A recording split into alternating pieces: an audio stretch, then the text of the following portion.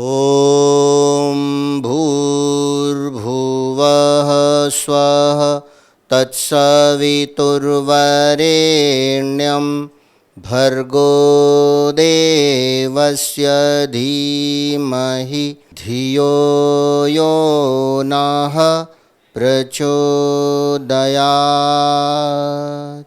परम पूज्य गुरुदेव पंडित श्री राम शर्मा आचार्य जी ने धर्म तंत्र के माध्यम से लोक शिक्षण हेतु शांति कुंज में परिव्राजकों के प्रशिक्षण की व्यवस्था आरंभ से ही बनाई है। इस प्रक्रिया में लोक सेवियों परिव्राजकों के माध्यम से धर्म तंत्र का विस्तार करना, जनसंपर्क करना, गायत्री परिवार के हजारों गायत्री शक्तिपीठों प्रज्ञा संस्थानों में जाकर यहाँ से प्रशिक्षित एवं नियुक्त किए गए परिव्राजक परम पूज्य गुरुदेव के संदेश को जन जन में पहुँचाते हैं। इसकी प्रारंभिक प्रक्रिया होती है।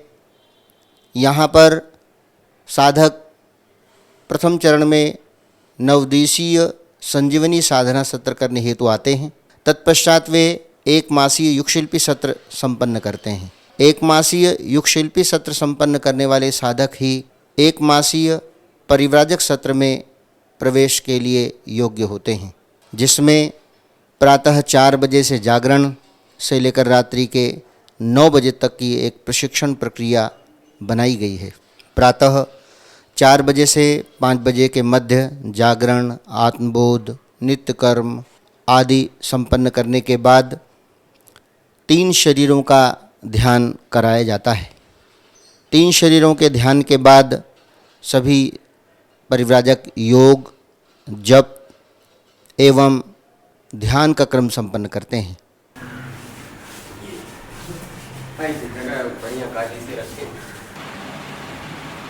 लेकिन हम सारे हाथ पंजे को धीरे धीरे दबाएंगे तो निश्चित हमारे कुंडली को एक तितली आसन है।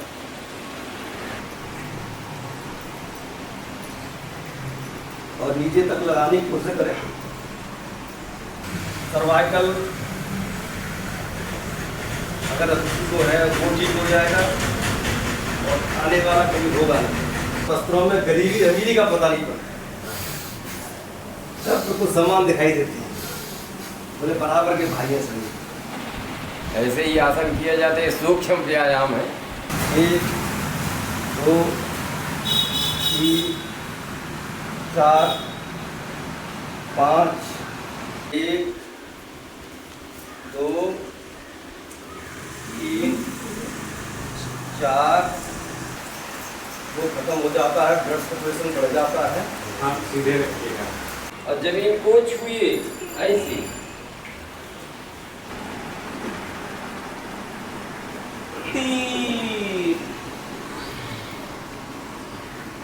ये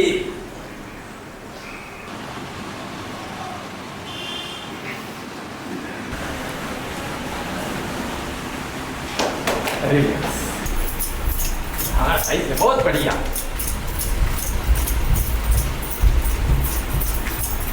साढ़े 6 से 7:30 बजे तक यज्ञ, प्रणाम एवं गायत्री मंत्र का जप संपन्न करते हैं।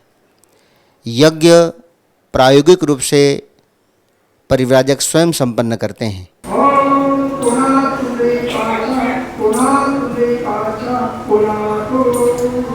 ओम अक्षरों में चक्षुस्तु दोनों नेत्रों को, ओम कर्णयों में श्रोत्रमस्तु दोनों कानों को, ओम पृथ्वीत्याधिता लोका देवी सर्वेषणाधिका त्वं च धारय मां देवी पवित्रं कुरु चासनं, पवित्रं कुरु चासनं। ओम मनोजीवज्योषितामायस्य बृहस्पतिर्यज्ञमं तनोतुरिष्टं यज्ञं समिमं दधातु विश्वे देवासयमादयन्तामो प्रतिष्ठः। ओम वरुणाय नमः। आवाहयामि, स्थापयामि, ध्यायामि। जलं गन्धाक्षतं पुष्पाणि धूपं दीपं नैवेद्यो ब्रह्मा मध्ये मातृगणा स्मृता।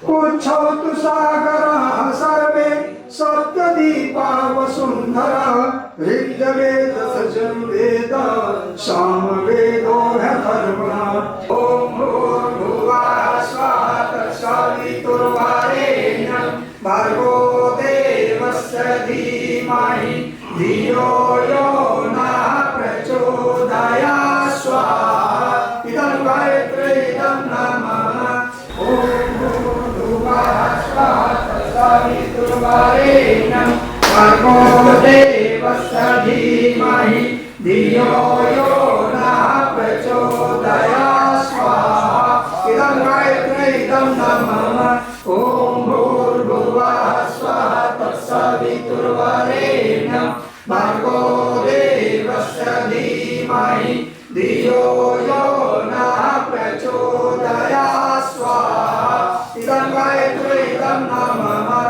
ओम त्र्यंबकं यजामहे सुगंधिं पुष्टिवर्धनम् उर्वारुकमिव बन्धनान् मृत्योर्मुक्षीयमामृतात् स्वाहा इदं महामृत्याय इदं नमः वस्नेयव्यक्तेना वायुसमुर्जसर्पं सताकृतो स्वाहा ॐ सर्वैर्गुणगं स्वाहा ॐ सर्वैर्गुणगं स्वाहा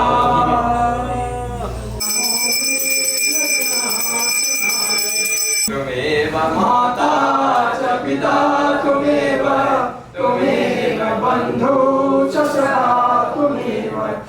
तत्पश्चात 8 बजे से 9 बजे तक कर्मकांड का पौरोहित्य क्रम का प्रशिक्षण दिया जाता है, जिसमें मंत्रों, क्रियाओं, वस्तुओं का व्यवस्थापन किस प्रकार से किया जाए, यज्ञ कैसे किया जाए, यज्ञ के माध्यम से, मंत्रों के माध्यम से कैसे मानसोपचार किया जाए, इसका मनोवैज्ञानिक प्रशिक्षण दिया जाता है, जिसमें सभी परिव्राजक मंत्रों का उच्चारण कर अभ्यास करते हैं।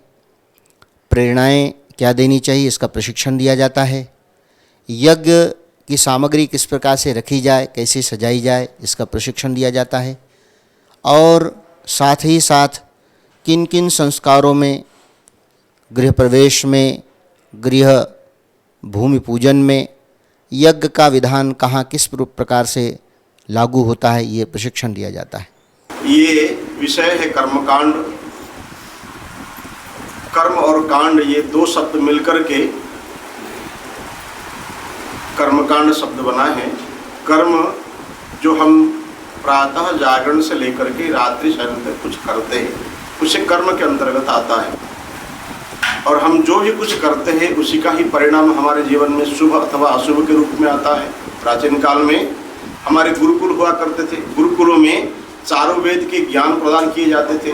गुरुकुल में प्रवेश नहीं ले पाए, उनको भी कैसे सुशिक्षित बनाया जाए, चारों वेद के ज्ञान प्रदान किया जाए, इस निमित्त इस विधा की खोज की गई थी। परम पूज्य गुरुदेव ने धर्मतंत्र से लोक शिक्षण के गतिविधियों को चलाते हुए हर मनुष्य को सुशिक्षित, सुसंस्कृत बनाने हेतु ऋषि जैमिनी परंपरा को पुनर्जीवित करते हुए इस कार्य का शुभारंभ किया और लक्ष्य रखा कि इस विधि के माध्यम से लोगों के मन मस्तिष्क को परिष्कार परिमार्जन करते हुए हर मनुष्य को देवता और धरती को स्वर्ग बनाएंगे। प्राचीन काल में इस विधि के माध्यम से हमारे ऋषि मुनि, हमारे पुरोहित वर्ग घर घर तक, जन जन तक जाया करते थे और चारों वेद के ज्ञान प्रदान किया करते थे इस विधि के माध्यम से।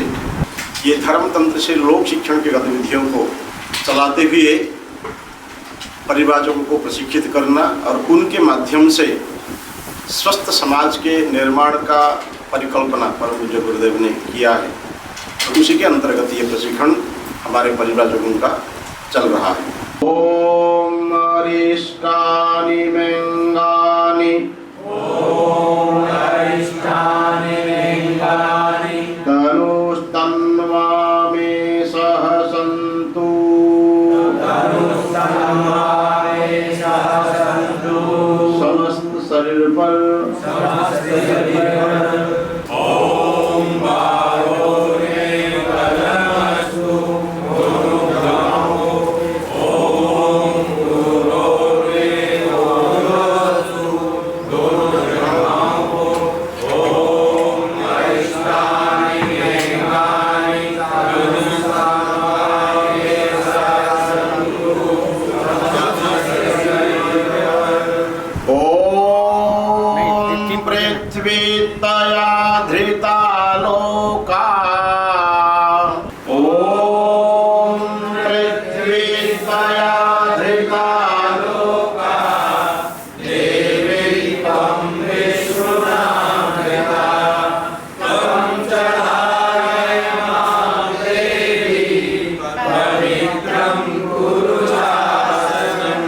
संकल्पः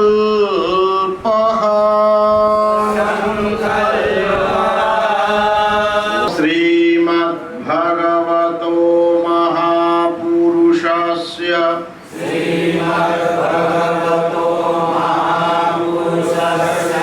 वैवस्वतमन्वन्तरे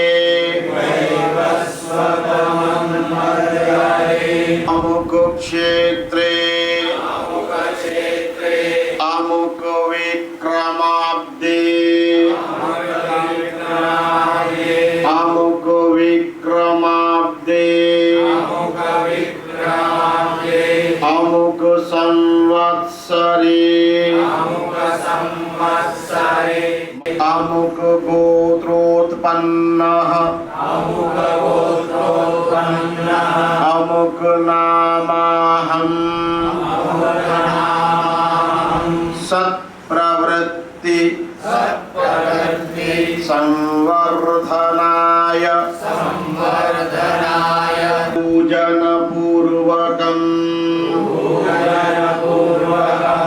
अमुक कर्म संपादनार्थम्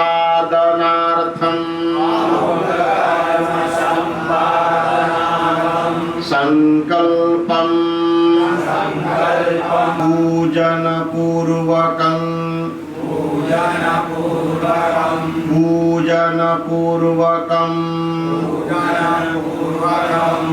आयुष्यमग्र्यं प्रतिमुञ्च शुभ्रम्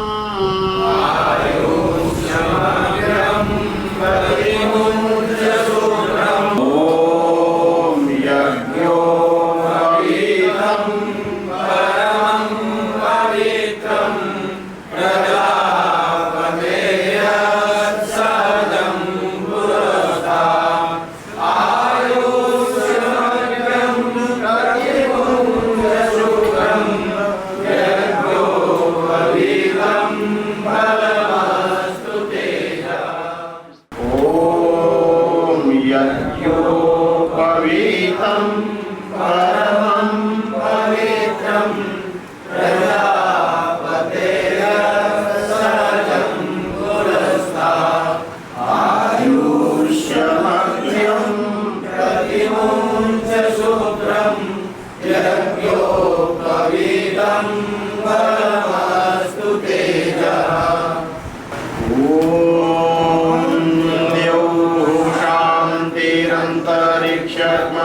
शांति पृथ्वी शांतिरापः शांतिरोषधयः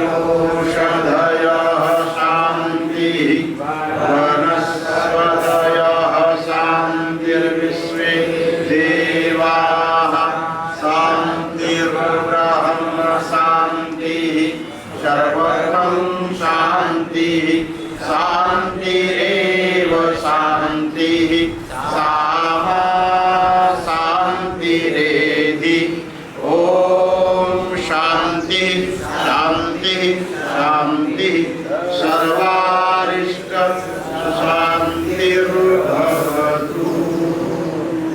9 बजे से 10 बजे तक गायत्री यज्ञ शांति कुंज गायत्री परिवार का देव संगठन युग ऋषि परम पूज्य गुरुदेव का व्यक्तित्व एवं कर्तृत्व परम वंदनीय माता जी का व्यक्तित्व एवं कर्तृत्व इन विषयों पर साधकों को विशद भाषण संभाषण का प्रशिक्षण दिया जाता है।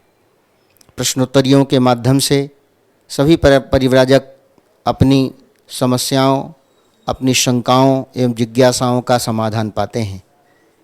जब भगवान को वर्षा करनी होती जल जंगल एक कर देता है, उसके लिए असंभव नहीं। तो हिरण्यकश्यप का ऐसा कहना था कि मैं मरूंगा नहीं, मैं अमर रहूंगा। तो भगवान ने उस असंभव को भी संभव कर दिखाया कि मैं रात में भी नहीं मरूंगा, दिन में भी नहीं मरूंगा, मैं आदमी से भी नहीं मरूंगा, जानवर से भी नहीं मरूंगा, मैं जीव से भी नहीं मरूंगा, निर्जीव से भी नहीं मरूंगा, मैं घर में भी नहीं मरूंगा, बाहर भी नहीं मरूंगा, जमीन में भी नहीं मरूंगा, आसमान में भी नहीं मरूंगा, घर गाँव में भी नहीं मरूंगा, जंगल में भी नहीं मरूंगा, और मैं 12 महीने में कभी नहीं मरूंगा। ये कोई चीज असंभव है क्या? जब मानवीय सामर्थ्य असमर्थ हो जाती है, मानवीय सामर्थ्य के लिए जब संभव नहीं होता है, तब ईश्वर की चेतना धरती पर आती है। तब भगवान धरती पर आते और वे विविध शरीर। इसी तुलसीदास जी महाराज क्या कहते हैं कि जब जब होई धर्म के हानि बाढ़ई असुर अधम अभिमानी तब तब प्रभु धरि विविध शरीरा ओ हरहि कृपा निधि सर्जन पीरा। माने जब जब धरती पर अधर्म बढ़ता है, धर्म की हानि होती है, तो विविध शरीरों में भगवान आते हैं। जब जब राक्षस शरीर रूप में आया तो भगवान शरीर रूप में आए और मार गिराया। तो इन दिनों राक्षस शरीर रूप में नहीं दिखाई दे रहे, इन दिनों राक्षसों ने दुष्प्रवृत्तियों के रूप में और जन्म ले लिया है। मनुष्य के अंदर ही दुष्प्रवृत्तियों के रूप में प्रवेश करके मनुष्य से ही वैसे कर्म करवा रहे हैं जैसे कभी राक्षस किया करते थे। तो इसीलिए पूज्य गुरुदेव ने क्या कहा, मनुष्य भटका हुआ देवता, यदि वो गलत कर रहा है तो वो उसकी कोई गलत करने की प्रवृत्ति नहीं है। दुष्प्रवृत्तियों ने मनुष्य को घेर लिया है, आसुरी प्रवृत्तियों ने मनुष्य को घेर लिया है। उसकी प्रवृत्तियों में प्रवेश करके उनसे वो कर्म करवा रहे हैं जो कर्म कभी राक्षस किया करते थे। तो परम पूज्य गुरुदेव कहते हैं कि इन दिनों भगवान भी सत प्रवृत्तियों के रूप में जन्म लेंगे और मनुष्य को ही माध्यम बनाए। क्यों? क्योंकि मनुष्य को राक्षसी वृत्तियों ने, आसुरी वृत्तियों ने माध्यम बनाया। तो उसी प्रकार से भगवान मनुष्य को ही माध्यम बना करके सत प्रवृत्तियों का संवर्धन करेंगे। और यदा यदा ही धर्म से ग्लानिर्भवति भारत की जो बात कही गई है उसको सिद्ध कर दिखाते हैं। अगले अवतार आते भगवान श्री राम। किनको मारा? रावण को मारा। फिर किसको मारा? मेघनाथ को मारा, कुंभकर्ण को मारा। इन राक्षसों को मार करके भगवान ने धर्म की स्थापना करी। भगवान श्री रामचंद्र जी ने ऋषि संस्कृति का उत्थान किया। युग ऋषि परम पूज्य गुरुदेव ऋषि संस्कृति का उत्थान कर रहे हैं। भगवान श्री राम ने नारी संस्कृति का उत्थान किया। शबरी है, तारामती है, मंदोदरी है, सुलोचना है, अहिल्या है, ऐसी नारियों को तारा। तो भगवान के अनुसार गुरुदेव ने भी नारी जागरण का अभियान चलाया। उसी प्रकार से यज्ञ संस्कृति का विस्तार भगवान श्री राम ने किया, यज्ञ की रक्षा करी। सकल मुनि ने कही आश्रम ही जाय जाय सुखदीन की बात कही उन्होंने। तो परम पूज्य गुरुदेव ने यज्ञ संस्कृति का विस्तार किया। उन्होंने वैदिक संस्कृति का विस्तार किया था भगवान श्री रामचंद्र जी ने। परम पूज्य गुरुदेव वैदिक संस्कृति का प्रचार और विस्तार कर रहे हैं। भगवान राम ने राम राज्य की स्थापना करी थी। परम पूज्य गुरुदेव ने भी संकल्प किया, मैं मनुष्य में देवत्व को अध्यय करूंगा, धरती पर स्वर्ग का अवतरण करूंगा। माने भगवान श्री रामचंद्र जी के सारे कामों को परम पूज्य गुरुदेव अर्थात गायत्री परिवार कर रहा है।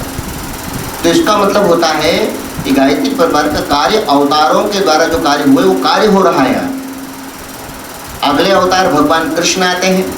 उन्होंने कहा सठे साठ्यम समाचरे, यदि दुष्टता का व्यवहार कर रहा है तो हम सज्जनता का व्यवहार करके उसको सुधार नहीं सकते। उन्हें उदाहरण बनना, इसलिए उनका यद यद आचरति श्रेष्ठः तत्त देवेतो नभो स यत् प्रमाणम कुरुते लोकः तदनु वर्तते। हे अर्जुन, जैसा जैसा आचरण समाज का अग्रणी वर्ग करता है वैसा आचरण इसको करना चाहिए। अग्रणी वर्ग समाज का करेगा तो समाज लोग जो होंगे उसका अनुकरण करेंगे। यद यद आचरति श्रेष्ठः तत्त देवेतो नभो स यत् प्रमाणम कुरुते, उसको प्रमाण मान लेते हैं कि सर्वश्रेष्ठ गांडीवधारी अर्जुन यदि ऐसा कर रहा है तो हमको भी वैसे ही करना चाहिए। क्योंकि संसार में श्रेष्ठ लोगों का अनुकरण समाज करता है। समाज के जितने श्रेष्ठ वर्ग के लोग हैं, प्रतिभाशाली लोग हैं, प्रभावशाली लोग हैं, योग्य लोग हैं, विद्वान लोग हैं, और उन्हें आसुरी वृत्तियों का विनाश किया और धर्म की स्थापना करी। पूज्य गुरुदेव कहते थे कि भगवान बुद्ध प्रज्ञावतार का पूर्वार्ध है और ये प्रज्ञावतार जो हमारा कार्य गायत्री परिवार का, ये प्रज्ञावतार का उत्तरार्ध है। ये दोनों मिल करके शक्ति की धरती पर शक्ति के अवतरण की बात कर रहे हैं। 10 बजे से 11 बजे तक परम वंदनीय माता जी के भोजनालय में पहुंचकर सभी साधक भोजन प्रसाद ग्रहण करते हैं। 11 बजे से 12 बजे तक जो 9 से 10 बजे के बीच भाषण संभाषण का प्रशिक्षण प्राप्त किया था, उस प्रशिक्षण का प्रायोगिक प्रशिक्षण लेते हैं। एक एक टोली से एक एक परिव्राजक को बुलाया जाता है। वे डायस पर खड़े होकर के जो 9 से 10 के बीच में जिस विषय पर वक्ता ने पढ़ाया, शिक्षक ने पढ़ाया, उस पढ़ाए हुए विषय को अपनी ओर से एक्सप्लेन करते हैं। भाषण करने का प्रायोगिक प्रशिक्षण प्राप्त करते हैं। कणाद ऋषि ने क्या किया?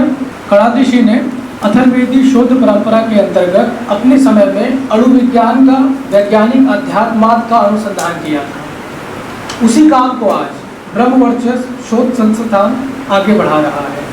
ब्रह्मवर्चस्व शोध संस्थान में अध्यात्म देव एवं विज्ञान दैत्य, अध्यात्म देव एवं विज्ञान दैत्य के समन्वय का समुद्र मंथन चल रहा है। अणु विज्ञान पर शोध करी थी और उसी काम को वैज्ञानिक अध्यात्मवाद पर शोध की उनकी यही काम देव संस्कृत विश्वविद्यालय इस समय कर रहा है।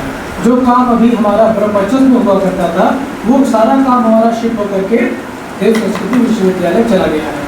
क्योंकि ये बात गुरुदेव की लिखी हुई थी, जब गुरुदेव थे तब उन्होंने इसको लिखा हुआ था, तो हम लोग ब्रह्मवर्चस्व शोध संस्थान के नाम से इसको हम लिख रहे हैं और आगे बता भी रहे हैं कि भाई ये एक संस्थान हमारी ऐसी है जो इसी काम के लिए बनी हुई है, जो विज्ञान और अध्यात्म का समन्वय करती है। ऋषि परंपरा को किस प्रकार से हमारे युग ऋषि गुरुदेव ने आगे बढ़ाया, मैं इसमें महर्षि वशिष्ठ जी का, जो पहले हमारे ऋषि परंपराओं में थे, महर्षि वशिष्ठ जी ने अपने प्रामाणिकता के आधार पर तथ्यों को प्रमाणित करके दे करके उस समय के धर्मतंत्र को उन्होंने जागरण के लिए उसका प्रयोग लोकतंत्र में, लोगों के लोकतंत्र और अर्थतंत्र में उसका किस प्रकार हमारा समाज, उस समय का परिवेश हमारा मजबूत बने, इसके बारे में वशिष्ठ जी ने किया था। अपने अपने कर्तव्यों का पालन, चाहे हम जिस जगह पर भी हैं, गुरुदेव की वाणियों को अगर हम देखें, किसी एक विचार को, आप गुरुदेव की एक किताब को पढ़ लीजिए, किसी भी एक किताब को, आपको वशिष्ठ जी की याद आ जाएगी। वनौषधियाँ तैयार करके हम लोगों को स्वस्थ जीवन जीने की कला या स्वस्थ रहने के लिए, निरोग रहने के लिए सारा कुछ हमारे लिए तैयार किया। और गुरुदेव ने पूरे देश में इस बात को फैलाया कि हर कोई निरोग रहे, स्वस्थ रहे और सुंदर बने। तो उसका काम हम सब लोगों को थोड़ा मिल रहा है फैलाने के लिए। जो एक याज्ञवल्क्य ऋषि हुए, उसने यज्ञ के ज्ञान विज्ञान के जन सुलभ तक पहुँचाया था। तो पहले ऋषि उसमें यज्ञ के, अभी जो पूज्य गुरुदेव ने घर घर जन सुलभ तक यज्ञ का पहुँचाया और उस पर अनुसंधान कर वैज्ञानिक तरीके से यज्ञ से क्या लाभ हो रहे हैं, जैसे ब्रह्मवर्चस्व पे और विश्वविद्यालय पे उस पर रिसर्च करके जन जन तक घर घर तक पहुँचाए हैं। ये एक धाम शांतिपूर्ण धाम तीर्थ है, एक धाम है। लोग जाते हैं धाम करने को, जाते हैं 4-4 महीने 3-3 महीने पैसे लेके जाते, धाम करके वापस नहीं आते। हम यहाँ आ गए, हमको यहाँ जाने का घर जाने का जाना नहीं हो रहा है। ये एक धाम है, शांति कुंज नहीं है, एक स्वर्ग लोक काम है। हम इस ऋषि परंपरा को जब आगे बढ़ाते हैं, परम पूज्य गुरुदेव ने इस ऋषि परंपरा को अपने यहाँ रखा। हम परिव्राजक नारद ऋषि परंपरा को ही आगे बढ़ाते हैं।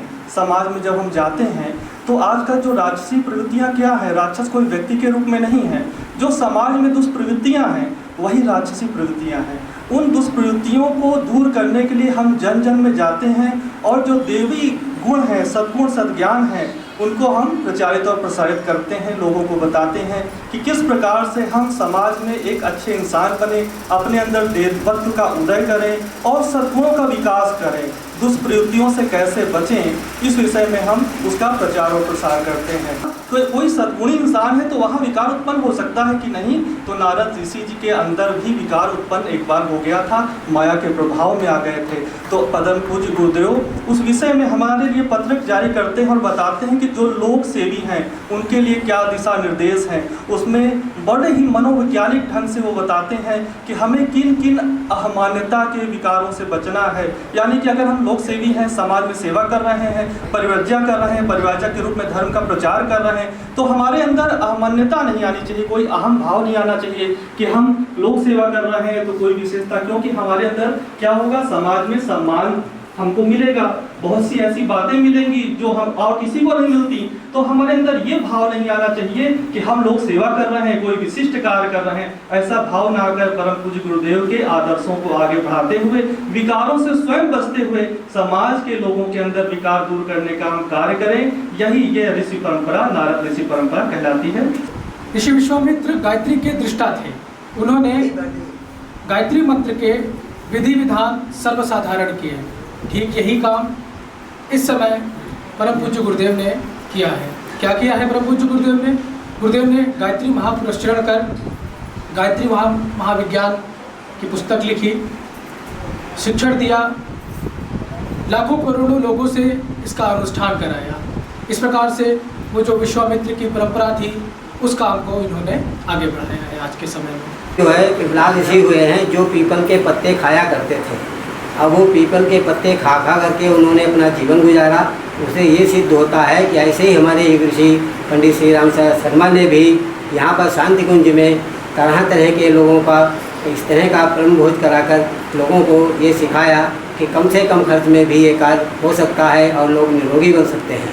जो ऋषि परंपरा रही है, ये जो है तो जब 1971 में गुरुदेव जब हिमालय पर्वत गए हैं तो उसमें लिखा है कि जब, क्योंकि हिमालय पर्वत पर चलना बड़ा कठिन था और इतनी कठिन व्यवस्थाएं में गुरुदेव जब गए हैं, बताते हैं कि जो है तो जो गुफाएं थी उसके गुफाओं के अंदर में जा करके और वहाँ मतलब जो है तो हमारे दादा गुरु का साक्षात्कार हुआ और दादा गुरु वहाँ मिले।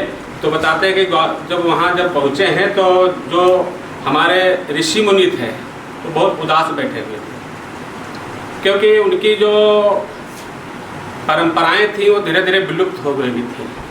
तो वो जब दादा गुरु जो है जब दोनों लोग पहुँचे वहाँ पे तो वहाँ देखा कि जो है तो जो ऋषि मुनि जब वहाँ देखे तो पूछने लगे कि अगर हमारी जो है तो ये ऋषि परंपरा जो अगर जागृत हो जाए तो हम लोग जो है तो मतलब जो है तो बहुत मतलब जो है तो खुश होंगे। तो मतलब जो है तो गुरुदेव ने कहा कि गुरुदेव जो है तो कहा ठीक है, हम आपकी परंपरा लागू करेंगे, लेकिन उसमें एक शर्त है। तो क्या शर्त है? कि आपको हमारे शांति कुंज में रहना होगा। तो गुरुदेव ने जो है तो कहा ठीक है।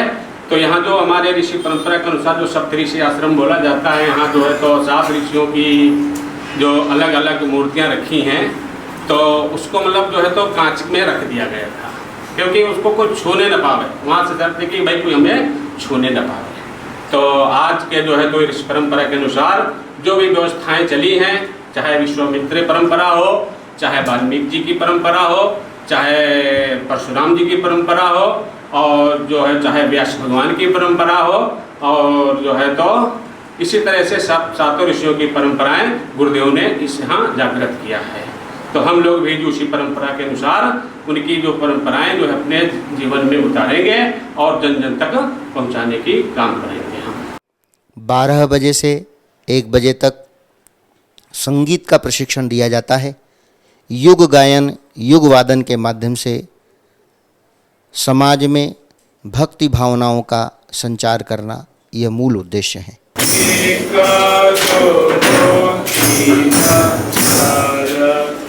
जोर से बोलिए।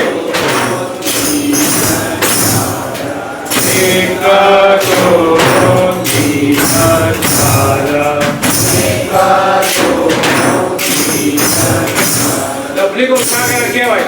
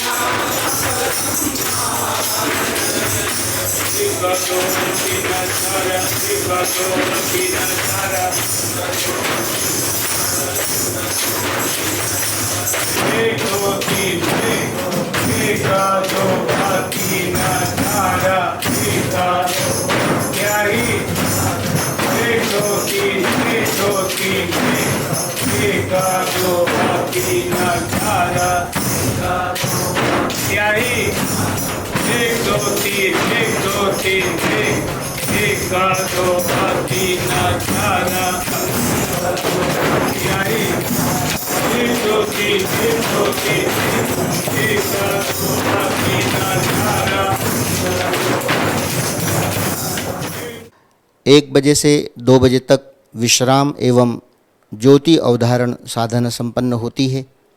2 बजे से 3 बजे तक संस्कारों का सैद्धांतिक एवं प्रायोगिक प्रशिक्षण दिया जाता है।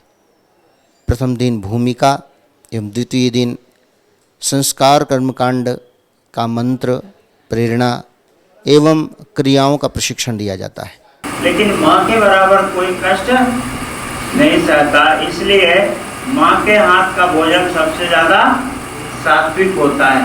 और गायत्री मंत्र बोलते हुए भोजन बनाना, शांत चित्त होकर के भोजन बनाना।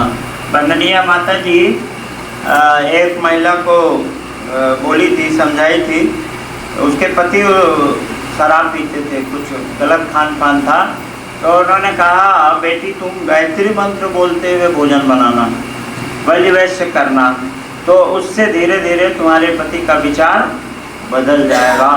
तो इतनी बड़ी शक्ति है सात्विकता में, प्रेम में। तो सात्विक भोजन कराने का मतलब है, अन्नप्राशन संस्कार का मतलब क्या है कि जब भोजन कराएं बच्चे को तब भी हमारा मन क्या होना चाहिए, शांत होना चाहिए, सात्विक होना चाहिए।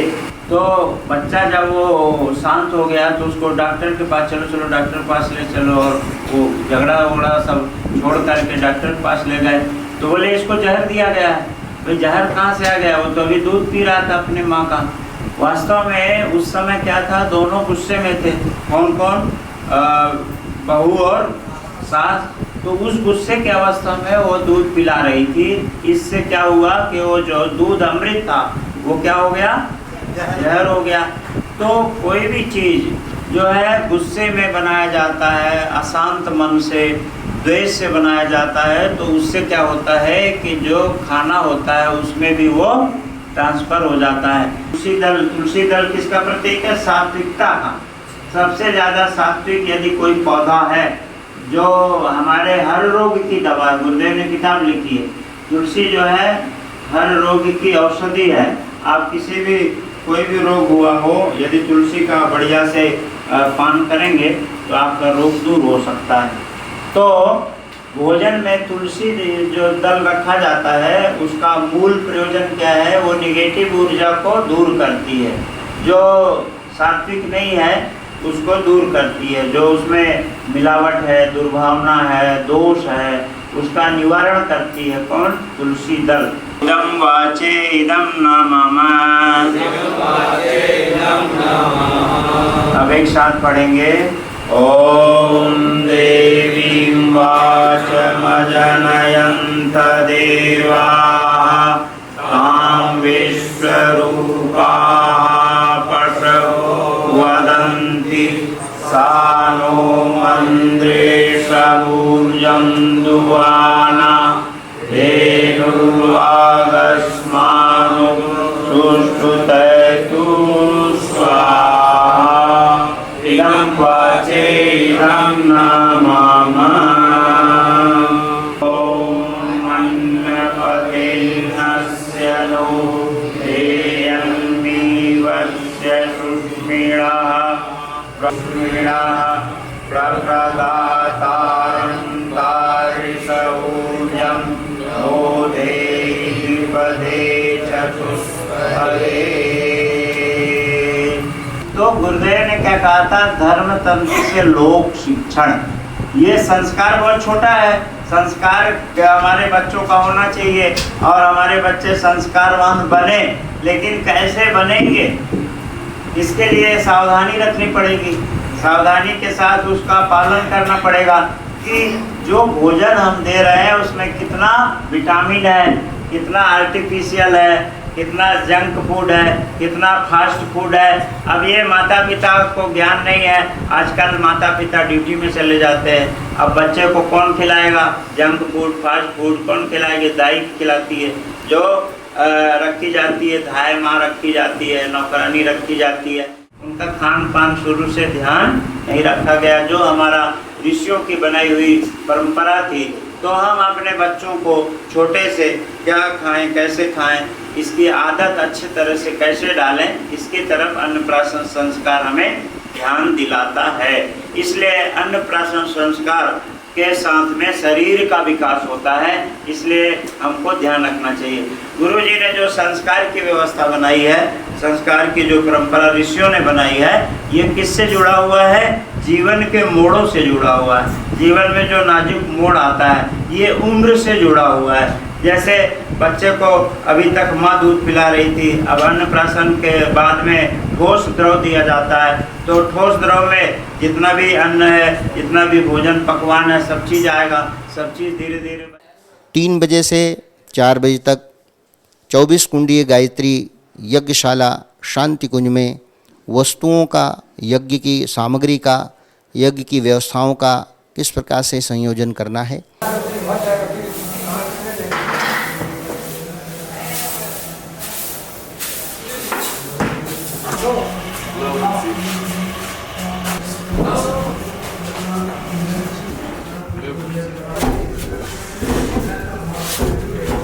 चार बजे से 5 बजे तक उन्हें मंत्रों का उच्चारण करके अभ्यास कराया जाता है। सामूहिक रूप से सभी परिव्राजक बैठते हैं, मंत्र उच्चारण करने का, शुद्ध मंत्र उच्चारण करने का प्रयोग एवं प्रशिक्षण प्राप्त करते हैं।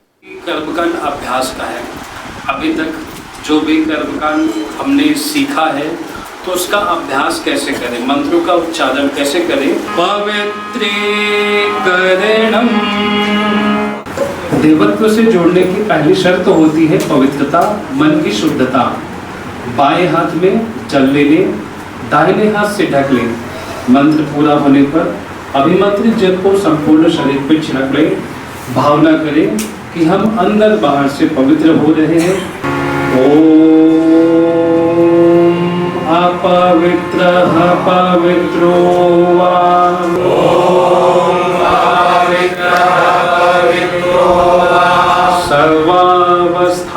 सर्वावस्थांगतोऽपि वा, पुनातु पुंडरीकाक्षः। और यहाँ पे क्या है? स्मरित। क्या है? स्मरित।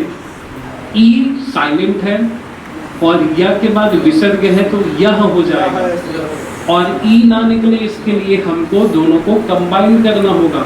तो शब्द हो जाएगा यह स्मरेत। क्या होगा? यह स्मरेत पुंडरीकाक्षम। यह स्मरेत पुंडरीकाक्षम।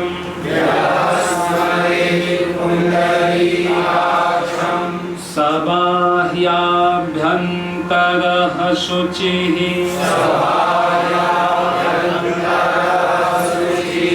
ॐ पुनातु पुण्डरीकाक्षः। ॐ अपवित्रः पवित्रो वा सर्वावस्थाङ्गतो विहा। यः स्मरेत् पुण्डरीकाक्षं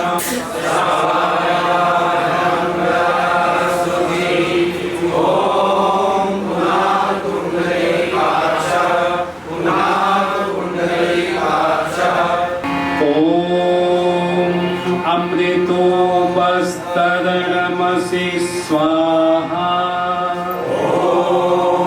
अमृतोपस्तरणमसि स्वाहा। अमृतोपस्तरणमसि स्वाहा।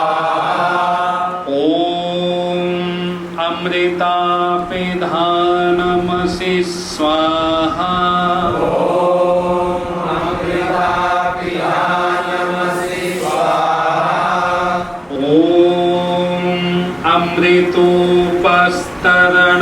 अमृतोपस्तरणमसि स्वाहा।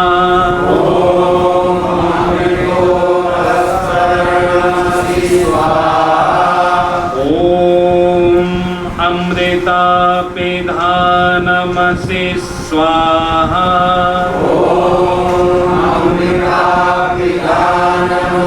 स्वाहा। अमृतोपस्तरणमसि स्वाहा। ॐ अमृतापिधानमसि स्वाहा। ॐ सत्यं यशः श्रीर्मयि श्रीः श्रयतां स्वाहा। ॐ अमृतोपस्तरणमसि स्वाहा। ॐ अमृतापिधानमसि स्वाहा। ॐ अमृतोपस्तरणमसि शरण। वो आना चाहिए। फिर अल्प विराम का पालन ना करने से ये समस्याएं आती है। आपने क्या कहा? ओम सत्यम यशः श्रीर्मयि। अब जबकि आपको कहाँ रुकना था? श्रीर्मयि में रुकना। आपको यहाँ तक लेना चाहिए।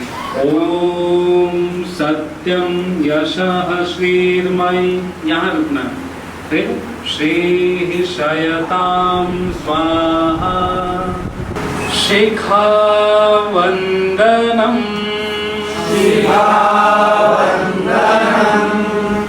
मस्तिष्क सद्विचारों का केंद्र है। इसमें सदैव श्रेष्ठ भाव ही प्रवेश कर पाए, इसके लिए बाएं हाथ में जल ले, दाहिने हाथ की पांचों अंगुलियों को गीला करके शिखा मूल का स्पर्श करें।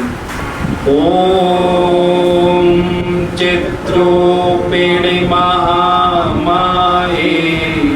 ओम चित्रोपेणे महामाये। ओम चित्रोपेणे महामाये।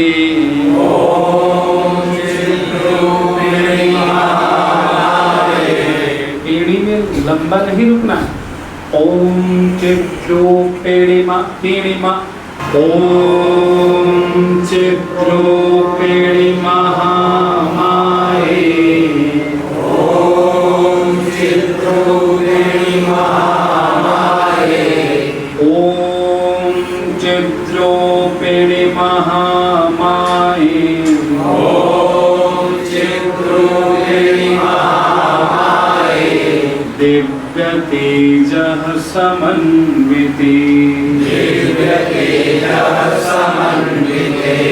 तिष्ठ देवी शिखा मध्ये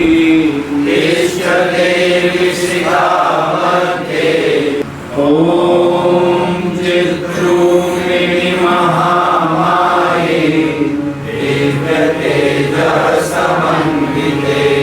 तिष्ठ देवी शिखा मध्ये तेजोवृद्धिं कुरुष्व मे। ओम चिद्रूपिणी महामाये दिव्य तेजः समन्विते तिष्ठ देवी शिखा मध्ये तेजो वृद्धिं कुरुष्व मे। 5 बजे से 6 बजे तक सभी परिव्राजक भाई बहन परम वंदनीय माता जी के भोजनालय में पहुंचकर भोजन प्रसाद ग्रहण करते हैं। 6 बजे से 6:30 बजे तक सभी साधक समाधि मंदिर प्रांगण में बैठकर ध्यान साधना करते हैं, नाद योग साधना। 7 बजे से 8 बजे तक अलग अलग विषयों पर जैसे देव संस्कृति, सप्त आंदोलन, गायत्री शक्तिपीठों की बाह्य एवं आंतरिक गतिविधियाँ, संस्कारों की पुण्य परंपरा का विस्तार के लिए जनसंपर्क इस प्रकार से करना है। परम पूज्य गुरुदेव के साहित्य को, उनकी पुस्तकों को किस प्रकार से हम जन जन तक पहुंचा सकते हैं। और युग निर्माण करने के लिए कैसे होगा युग निर्माण? तो मनुष्य में देवत्व का उदय और धरती पर स्वर्ग का अवतरण, ये 2 प्रक्रियाएं। और मित्रों, मनुष्य में देवत्व जागरण के लिए क्या क्या क्षेत्र होंगे? धरती पर स्वर्ग के अवतरण के लिए हमको कौन कौन से क्षेत्र चुनना चाहिए? तो 3 क्षेत्र हैं। नंबर 1 है व्यक्ति निर्माण। ये हमारा प्रस्थान बिंदु है, ये हमारा मूल बिंदु है, हमारा मूल कार्य, हमारा महत्वपूर्ण काम है व्यक्ति निर्माण। दूसरा है परिवार निर्माण। व्यक्ति कहाँ बनेंगे? व्यक्तियों का निर्माण कैसे होगा? तो व्यक्ति का निर्माण होगा जब परिवार सुसंस्कारी बन जाएंगे, परिवारों में सुसंस्कारिता का वातावरण बनेगा। गुरुदेव कहा करते थे, बेटे हमारे परिवार नर रत्नों की खदान है, ये देवत्व के उत्पादन के केंद्र हैं, ये वो नर्सरी हैं जहाँ देवत्व की कलम लगाई जाती है। इसलिए परिवार का निर्माण, और जब व्यक्ति और परिवार का निर्माण हो जाता है तो ये 2 इकाइयाँ हैं समाज के निर्माण की। तीसरा कार्य होगा समाज का निर्माण, व्यक्ति निर्माण, परिवार निर्माण और समाज निर्माण। अतः पूरी युग निर्माण योजना के विविध कार्यक्रमों को, सतसूत्रीय कार्यक्रमों को अगर आप ध्यान से देखेंगे, सप्त आंदोलन और 5 महाअभियानों को आप ध्यानपूर्वक देखेंगे तो आपको लगेगा उसमें से कुछ कार्य व्यक्ति निर्माण के हैं, कुछ कार्य परिवार निर्माण के हैं, कुछ अभियान समाज निर्माण के। हम आप सब देखते हैं, तो अगर आप थोड़ा सा ध्यान से देखेंगे तो आपको समझ में आती है कि बौद्धिक रूप से, विचार के रूप से या विचार के स्तर पर हम में से प्रत्येक व्यक्ति आदर्शवादी। इसलिए गुरुदेव ने कहा, बेटे विचारों को, सिद्धांतों को, आदर्शों को व्यक्ति के जीवन में प्रवेश कराना, ताकि उसके भीतर देवत्व के गुण विकसित हो सकें। इसके लिए नीति की क्रांति, नैतिक क्रांति, भीतर से सबलता, अंदर से मजबूती, अपना दृढ़ निश्चय, अपना एक संकल्प बल, अपनी प्राण ऊर्जा को समेटकर सदा ही सिद्धांत पर अटक बने रहें। 2 ही शब्दों में पूरा युग निर्माण, सत्प्रवृत्तियों का संवर्धन, सत्प्रवृत्ति बढ़ाना और दुष्प्रवृत्तियों को हटाना। भगवान कैसा है, कैसे प्रकट होता है, ये रहस्य की बातें, इनमें डूबे रहने से कोई आशय नहीं होता। हम अगर गुणों को भगवान का स्वरूप मान लें, आदर्शों को परमात्मा का रूप मान लें, तो इस आदर्श में परमात्मा को जीवन में उतारने में किसी को भी असुविधा नहीं होती। और ये बिल्कुल व्यक्तिगत साधन है। आपकी प्राण ऊर्जा सजग हो जाए, आपकी चेतना इकट्ठी हो जाए तो आप कोई भी संकल्प कर सकते हैं, और ये संकल्प की भूमि शांति। तो मित्रों, इस तरह से हम देखते हैं कि हमारा युग निर्माण इन क्षेत्रों में चलता है।